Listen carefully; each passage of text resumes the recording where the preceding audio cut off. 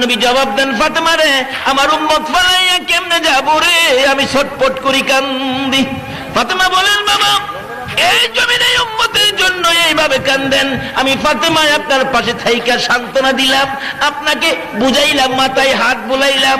হাসরের জমিনে যখন আপনি নবী উম্মতের জন্য পাগল পাগল হয়ে যাবেন, আমি ফাতেমা আপনাকে সান্ত্বনা দেওয়ার জন্য আপনি নবীরে কই গেলে পাবো গো, যদি কন্যা সুবহানাল্লাহ।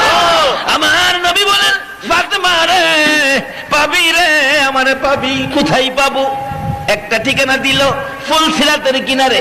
রে ফাতেমা, ফুলসিরাতের কিনারে যদি আমারে না পাও, তাহলে দৌড়ে যাবে রে জাহান্নামের দরজায়। জাহান্নামের দরজায় যদি আমারে না পাও, যাবি রে মিজানের পাল্লার কাছে। মিজানের পাল্লার কাছে যদি আমারে না পাও গো ফাতেমা, যাইয়া দেখবি রে আমার উম্মতের ব্যথা বুকে লইয়া আল্লাহর আরশের নিচে সেজদায় পড়ে উম্মতি উম্মতি বলে কান্দি।